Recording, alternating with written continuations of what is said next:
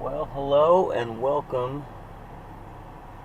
to a quick nighttime video of the Rexing dash cam that I just installed a few hours ago.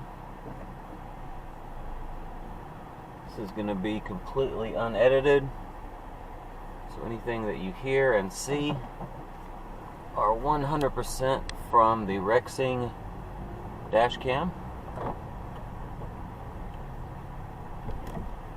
Lights on there.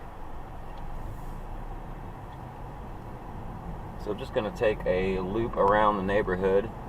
If the audio is terrible, I apologize. If the video is terrible, I also apologize. But also you're welcome, because it may or may not let you know whether or not you want this camera. In the next week or so, I'll be making a full review on this camera. I just did the install today. But I wanted to go ahead and drive it at night before I do the review. We'll see how that turns out, and then I can get a better idea of nighttime vision for when I do the review. But in a way, you are seeing this before me, because I have yet to see any video of this camera, daytime or nighttime. I've only seen it on the little viewfinder at the top. Well, you can't see what I can see, but on the viewfinder of the camera, I mean.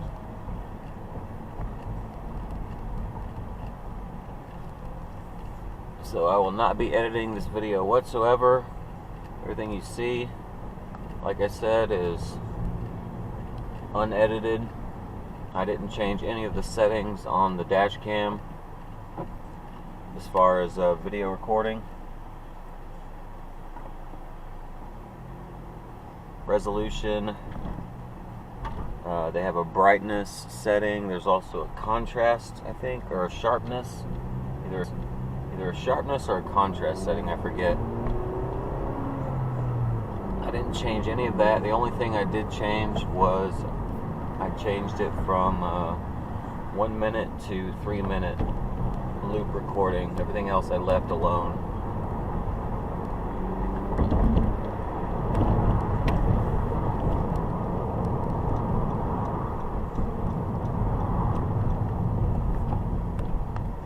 Oh, don't hit me. Don't hit me, but if you do, I got it on my camera. If you hadn't watched the install video, which you probably haven't because I literally just uploaded it,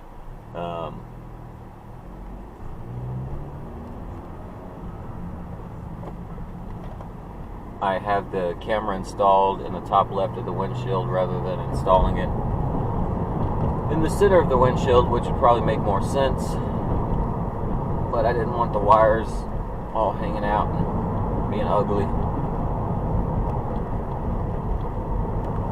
Don't like ugly wires, so I chose to install it.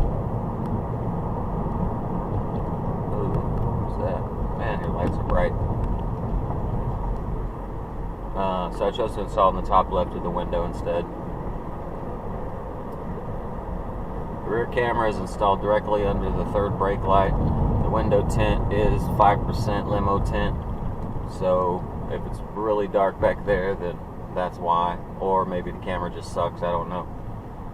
I wanted to install it there first because from the outside of the car that would look better.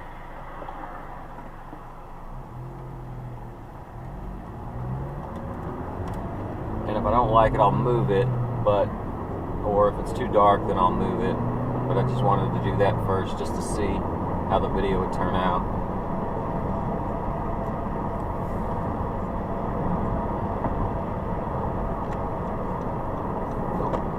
So let me roll up the window.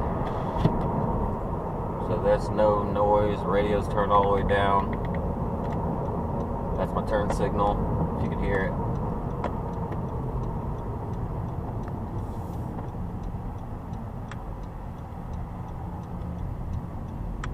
I'll roll the window down. So hear what the wind noise sounds like.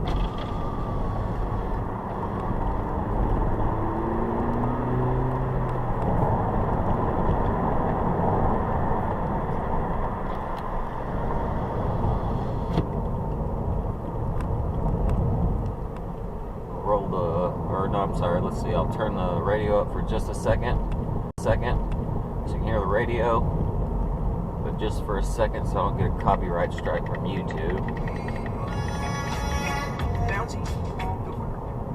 Okay, that's good enough.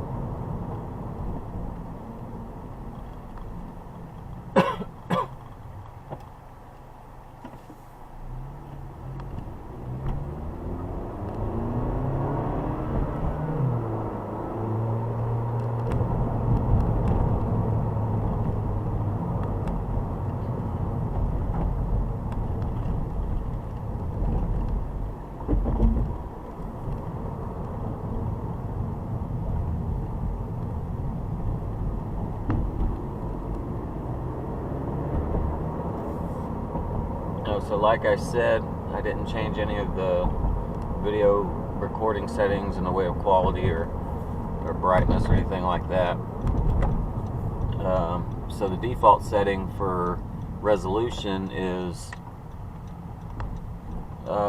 it's 1080p at 30 frames per second, I believe, on the front and the rear. I don't think you can even change the rear. I don't know. I think on the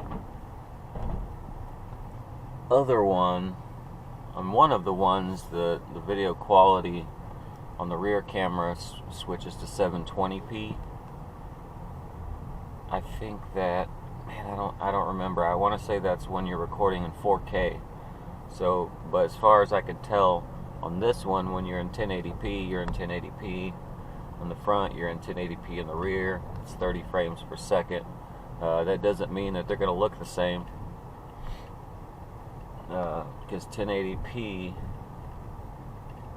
is not always created equal, and I'm assuming that there's going to be more detail and more clarity and vividness and wonderful creations on the front camera than there is on the rear camera.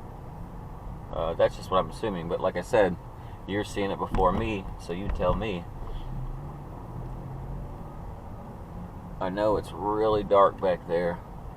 Yeah, we may have to move that camera out of the tent. It may not be any good for us during the nighttime. It looks pretty good in the day, like I could see pretty clearly.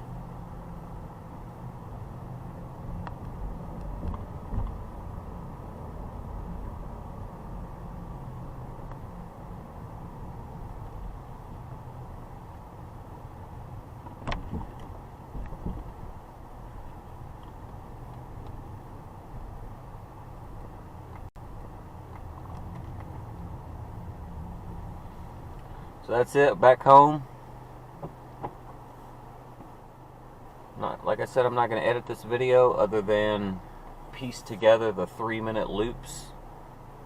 I'm not sure exactly how that's going to work, but I know it said 3-minute record time.